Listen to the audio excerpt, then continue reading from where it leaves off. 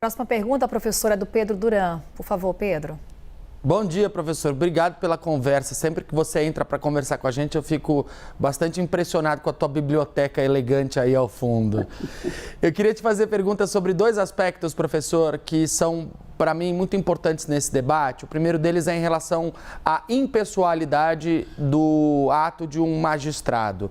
Uma das críticas que se faz a Alexandre de Moraes, especialmente entre juristas com quem eu conversei, é que ele estaria indo longe demais por ter se envolvido pessoalmente nesse duelo com o magnata sul-africano. Então, até que ponto as ações do ministro não podem soar como ações muito pessoais, considerando inclusive o envolvimento dele com várias funções nos mesmos processos, o que também é uma crítica dos advogados. Esse é o primeiro ponto. E o segundo ponto é se um ministro, um magistrado, um juiz não deveria levar em consideração para sua decisão as questões e os aspectos econômicos, por exemplo. O Twitter ou X é um meio de financiamento, é um meio de renda, é um meio de trabalho para muita gente. E é um meio também de transparência para órgãos públicos importantes como os bombeiros ou a Defesa Civil, que usam essa rede social para alertar a população sobre impactos de tragédias ou alertas relevantes.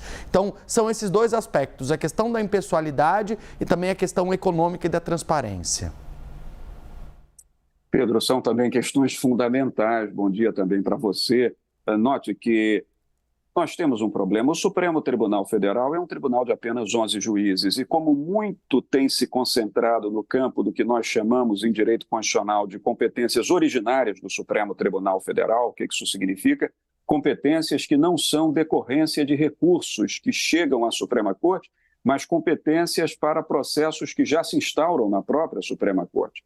Isso faz com que, é claro, os ministros sejam sempre os mesmos. E como nós estamos falando de questões que foram todas associadas, não é? Como aquelas que decorreram dos inquéritos de milícias digitais, inquéritos de atentados à autoridade do Supremo Tribunal, tudo ficou sob a relatoria do ministro Alexandre de Moraes. E como se trata de um juiz que tem uma postura extremamente enérgica, uma postura bastante altiva, tem-se avolumado a crítica em torno de uma certa quebra, né, de impessoalidade ou talvez neutralidade da parte do ministro. Mas são ossos do ofício. Né? Ele lá atrás foi designado relator desse inquérito não por escolha própria.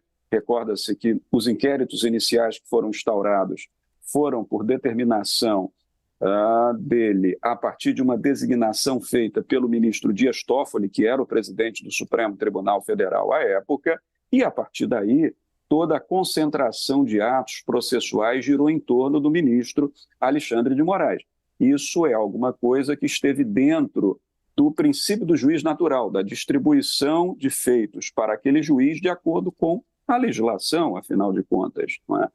Mas é claro que sim, como ele se tornou um ator muito presente no cenário da política, porque tudo hoje tem essa escala midiática, Pedro, então o ministro Moraes ele acabou sendo alguém posto numa condição de ator político, ainda que ele não tenha desejado isso, né? De juiz, ele foi projetado a imagem de um ator político e como ator político está sendo questionado e julgado. Mas é preciso que o processo corra dentro do trilho do chamado devido processo legal, Pedro. Então, se assim está acontecendo, ele tem que suportar esse tipo de crítica e seguir adiante. É o que determina a legislação, sobretudo a legislação constitucional no Brasil. Agora, quanto aos efeitos, Pedro, os efeitos sobre o Twitter, há nos Estados Unidos da América, na jurisprudência, uma via de interpretação que os juristas chamam de pragmatismo consequencialista. Eu explico o que é isso. É uma visão do juiz que deve pôr em prática a reflexão sobre as consequências da decisão judicial, não apenas sobre a aplicação fria, a aplicação dura, a aplicação insensível da lei, porque a decisão judicial ela pode impor grandes impactos na sociedade, sobretudo uma decisão da mais alta Corte Judiciária da República, o Supremo Tribunal Federal. Então, eu creio até que o Supremo Tribunal tem tido essa visão consequencialista das suas decisões.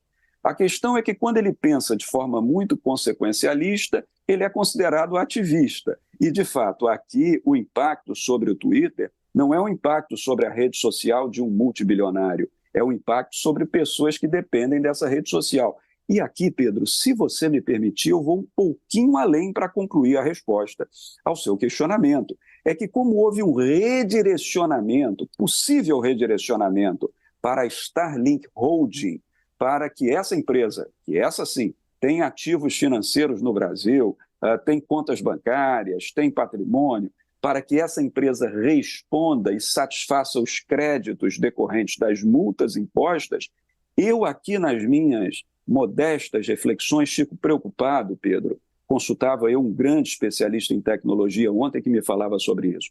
O sistema de antenas e transmissão da Starlink no Brasil hoje é usado por grande parte do agronegócio brasileiro. Muitas fazendas de grande porte no Centro-Oeste, por exemplo, coordenam seus tratores, suas máquinas de colheita a partir da Starlink. Por quê? Porque são áreas que não são cobertas por sinal livre de internet. Então, precisam das antenas que se direcionam diretamente aos satélites do próprio Elon Musk, que são mais de 4.700 satélites de pequena proporção que giram em torno do planeta e que fazem funcionar o sistema da Starlink. Também a navegação de cabotagem, a navegação marítima internacional, que utilizam muito essas antenas. Então, veja, se do Twitter alguma consequência se estender sobre a Starlink Holding e o próprio empresário fizer cessar o funcionamento desse sistema no Brasil, eu temo que haja consequências econômicas maiores. Então, sua preocupação, volto a usar o termo, Pedro, consequencialista, é de grande importância e o Supremo Tribunal Federal tem que pensar um pouco nisso também.